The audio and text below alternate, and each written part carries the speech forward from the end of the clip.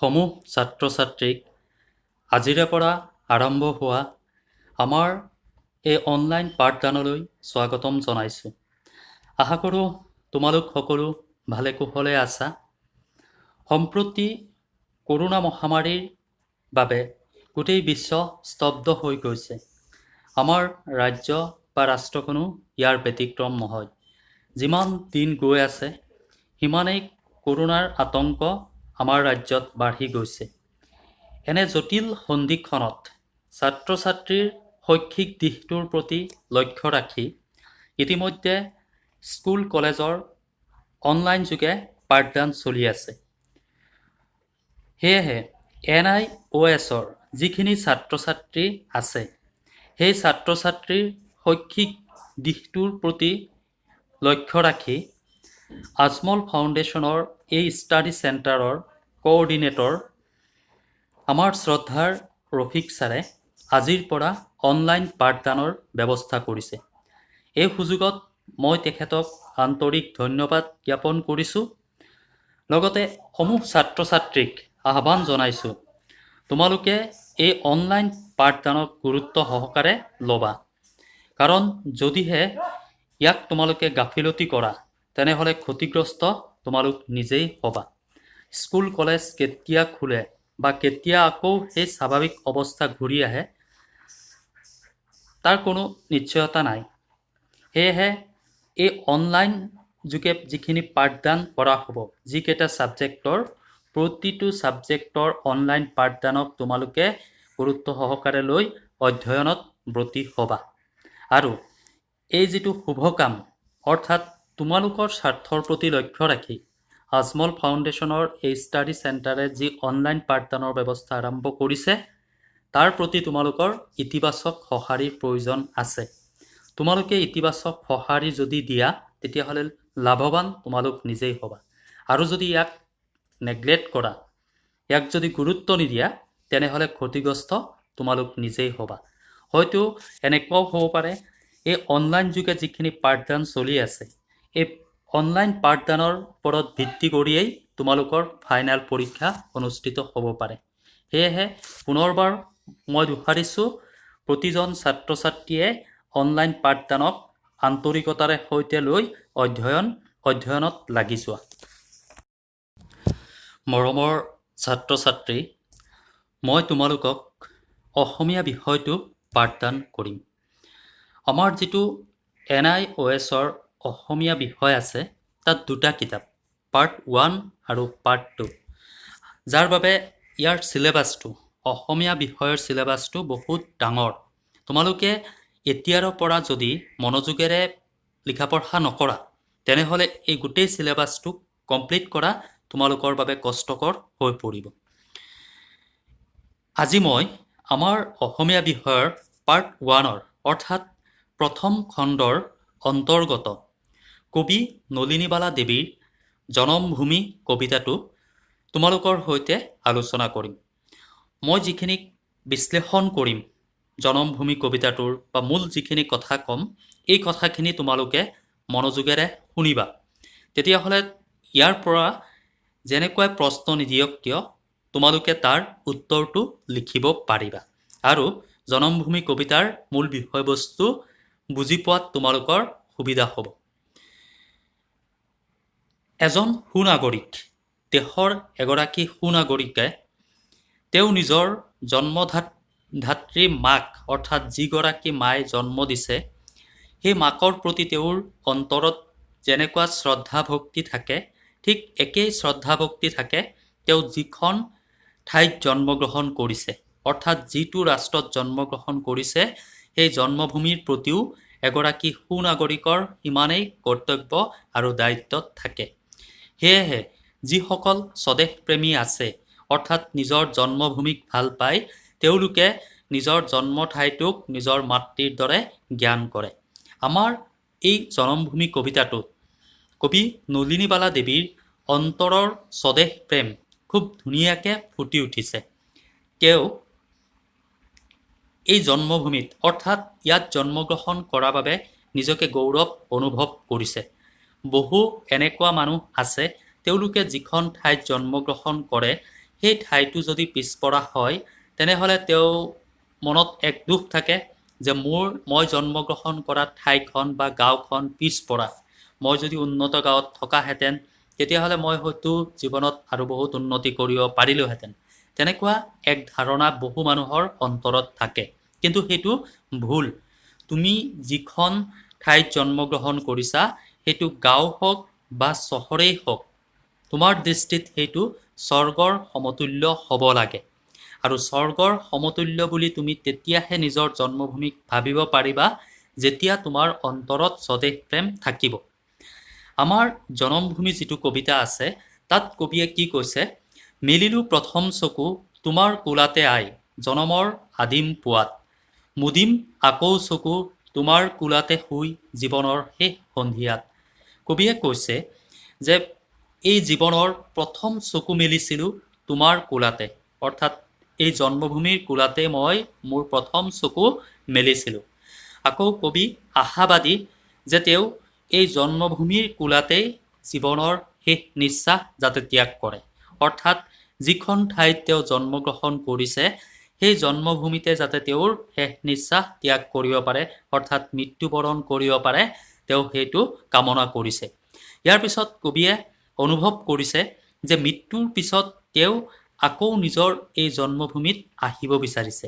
সেইকাৰণে কবিয়ে কৈছে, চেনেহৰ শীতলী কোলাত ভাগৰুৱা আত্মাই শেষৰ জিৰণি লৈ জিৰাবহি তোমাৰ ছায়াত, অৰ্থাৎ মোৰ যেতিয়া মৃত্যু হ'ব, মৃত্যুৰ পিছত মোৰ ভাগৰুৱা আত্মা আকৌ আহি তোমাৰ কোলাত বা তোমাৰ ছায়াত জিৰাবহি।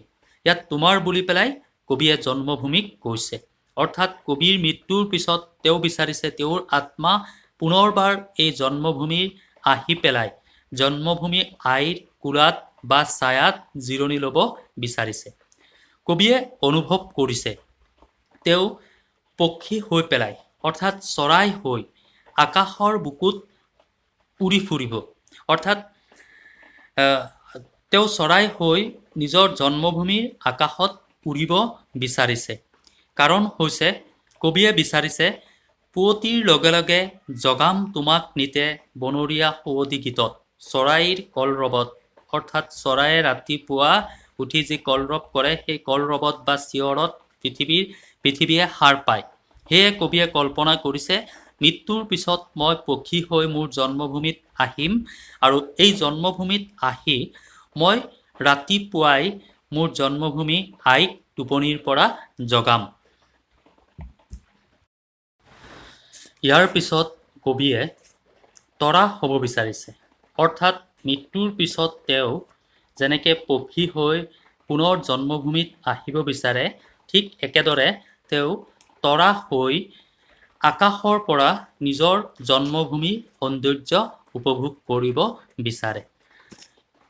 অলপ পিছত কবিয়ে আকৌ অনুভৱ কৰিছে যে তৰা নহয়, মই ফুল হৈ, মই এটা পদুম ফুল হৈ বিলত ফুলি ৰ'ম, মোৰ জন্মভূমিৰ নৈ নিজৰাত মই ফুল হৈ ফুলি ৰ'ম, আৰু ইয়াৰ যিখিনি প্ৰাকৃতিক সৌন্দৰ্য আছে, মোৰ জন্মভূমিৰ যিখিনি প্ৰাকৃতিক সৌন্দৰ্য আছে, মই সেইখিনি উপভোগ কৰিম।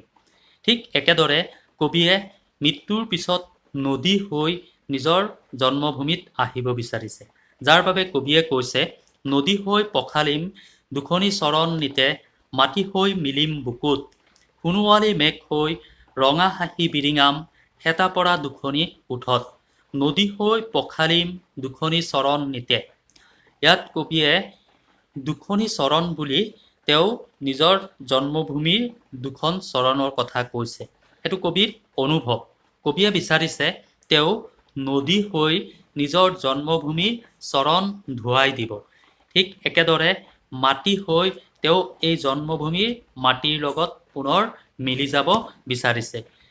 গতিকে এই যে পক্ষী হোৱা, তৰা হ'ব বিচাৰিছে, ফুল হ'ব বিচাৰিছে, নদী, মাটি, এইবিলাক হৈছে কবিৰ মনৰ অনুভৱ।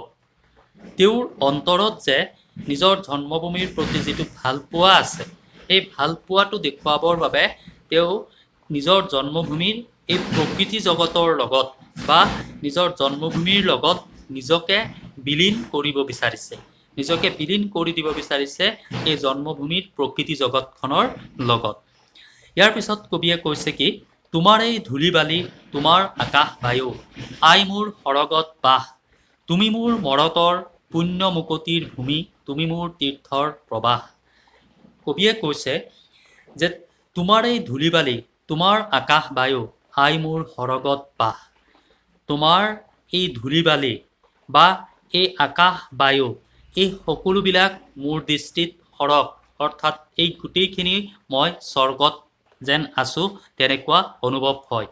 জন্মভূমিক কবিয়ে কৈছে, মই যে তোমাৰ কোলাত আছোঁ, মোৰ অনুভৱ মই স্বৰ্গতহে আছোঁ। তুমি মোৰ মৰতৰ পুণ্য মুকুতিৰ ভূমি, তুমি মোৰ তীৰ্থৰ আভা। মুকুতিৰ পুণ্য মুকুতিৰ ভূমি, অৰ্থাৎ মুকুতিৰ পুণ্য ঠাই বুলি তেওঁ নিজৰ জন্মভূমিক কৈছে। ইয়াক তেওঁ তীৰ্থৰ লগত তুলনা কৰিছে। আমি পুণ্য অৰ্জন কৰিবৰ বাবে বিভিন্ন তীৰ্থ ভ্ৰমণ কৰোঁ, কিন্তু কবিৰ দৃষ্টিত বেলেগ বেলেগ তীৰ্থত যোৱাৰ প্ৰয়োজন নাই। আমাৰ জন্মভূমিটোৱে হৈছে একোটা তীৰ্থভূমি। সেয়ে কবিয়ে কি বিচাৰিছে, মুকুতিৰ ভূমি, তুমি মোৰ তীৰ্থৰ প্ৰবাহ, তুমিয়ে মোৰ পুণ্য ধাম, তুমিয়ে মোৰ পুণ্যৰ ঠাই। হে মোৰ চেনেহী দেশ, তোমাৰ দুখীয়া প্ৰজা, ৰচা তাত শান্তিৰ সৰগ, ক'ত পাম এনে প্ৰতি সৰল প্ৰাণৰ ভাষা, সেৱাৰ মহিমাময় ত্যাগ। কবিয়ে কৈছে, মোৰ জন্মভূমিত যদিও চহকী নহয়, মোৰ জন্মভূমিতেও দুখীয়া, তাত দুখীয়াৰ প্ৰজাঘৰ আছে, অৰ্থাৎ দুখীয়াৰ খেৰৰ ঘৰ আছে, কিন্তু সেইটো কবি কি অনুভৱ কৰিছে, শান্তিৰ ঠাই বুলি অনুভৱ কৰিছে। কবিয়ে ভালদৰে জানে যে অট্টালিকা, ধন পইচা এইবিলাকে আমাক সুখ দিব নোৱাৰে। ইয়াতকে আমি যদি প্ৰজাঘৰত থাকি, খেৰৰ ঘৰত থাকি দুবেলা দুমুঠি শান্তিৰে খাব পাৰোঁ, সেয়াই হৈছে প্ৰকৃত সুখ বা আনন্দ। সেয়ে কবিয়ে অনুভৱ কৰিছে, মোৰ জন্মভূমি ধনী নহয়, দুখীয়া, তাত দুখীয়াৰ প্ৰজা আছে, কিন্তু এই প্ৰজাবিলাকো মোৰ বাবে শান্তিৰ সৰগ। স্বৰ্গত মানুহে যেনেকুৱা শান্তি অনুভৱ কৰে, মই মৰতত মোৰ জন্মভূমিতে তেনেকুৱা শান্তি অনুভৱ কৰিছোঁ। দুখীয়াৰ ভগা প্ৰজা একোখনি তীৰ্থ তাত, মোৰ জন্মভূমিত থকা একোজন দুখীয়া মানুহৰ প্ৰজাঘৰবিলাক হৈছে একোটা তীৰ্থ। তেওঁ নিজৰ জন্মভূমিৰ মানুহৰ খেৰৰ ঘৰবিলাকক কবিয়ে তীৰ্থৰ লগত তুলনা কৰিছে, তীৰ্থৰ ঠাইৰ লগত তুলনা কৰিছে। একেখনি পুণ্যৰ আশ্ৰম, আৰু কৈছে এইবিলাক প্ৰজাঘৰ নহয়, একোটা পুণ্যৰ আশ্ৰম হয়। মৰিলে পুনৰ আহি দুখীয়া দেশতে মোৰ, লওঁ যেন পুনৰ জনম। কবিৰ মনৰ অনুভৱ, মই মৃত্যুৰ পিছত পুনৰবাৰ আহি মোৰ এই দুখীয়া জন্মভূমিত যেন আকৌ জন্ম লওঁ। তেওঁ মৃত্যুৰ পিছতো নিজৰ জন্মভূমিত পুনৰ আহিব বিচাৰিছে। ইয়াৰ পৰা কবি অন্তৰত থকা স্বদেশ প্ৰেম আমি খুব ধুনীয়াকৈ দেখা পাওঁ। আৰু স্বদেশ প্ৰেমৰ ধাৰাটো, স্বদেশ প্ৰেমটো এই জনমভূমি কবিতাটোত কবি নলিনীবালা দেৱীয়ে খুব ধুনীয়াকৈ ফুটাই তুলিছে। অনলাইন ক্লাছত যিহেতু বিস্তৃতভাৱে বিশ্লেষণ কৰিব নোৱাৰি, সেয়ে মই থুলমূলকৈ জনমভূমি কবিতাটোৰ মূল কথাখিনি তোমালোকক কৈছোঁ। ইয়াৰ পৰা আমি কি বুজি পালোঁ, নলিনীবালা দেৱীৰ এটা উৎকৃষ্ট স্বদেশ প্ৰেমমূলক কবিতা হৈছে জনমভূমি। ইয়াত কবিয়ে নিজৰ জনমভূমিটোক তেওঁ পুণ্য আশ্ৰমৰ লগত তুলনা কৰিছে, তীৰ্থৰ লগত তুলনা কৰিছে।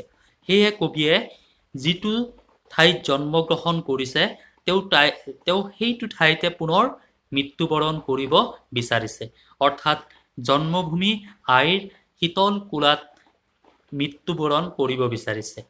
ঠিক একেদৰে মৃত্যুৰ পিছত তেওঁ কেতিয়াবা চৰাই হৈ, কেতিয়াবা আকাশৰ তৰা হৈ, কেতিয়াবা আকৌ ফুল হৈ বা নদী হৈ এই জন্মভূমিত আহিব বিচাৰিছে।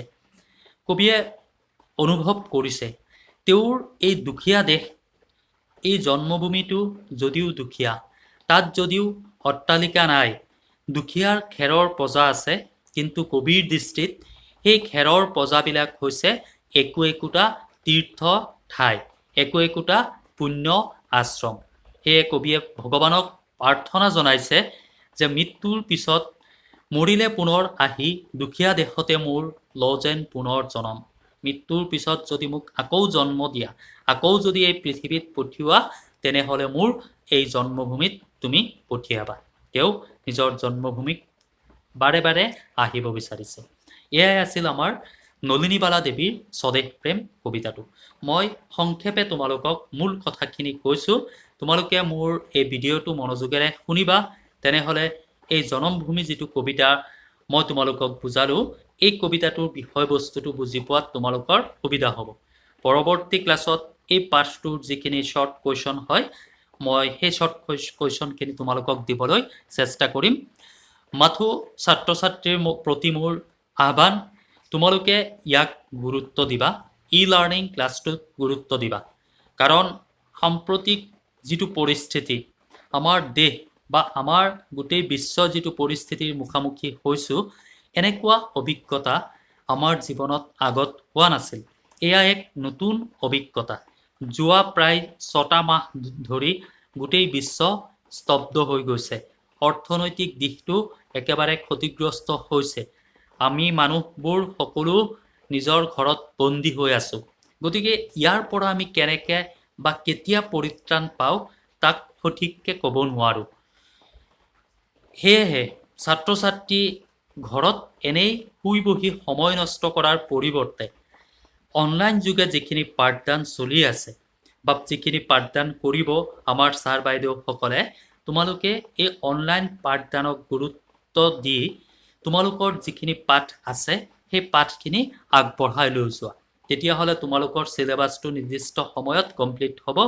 আৰু যদি এই অনলাইনৰ পাঠদানৰ ওপৰত ভিত্তি কৰি পৰীক্ষা অনুষ্ঠিত হয়, তেতিয়াহ'লে তোমালোক লাভৱান হ'বা।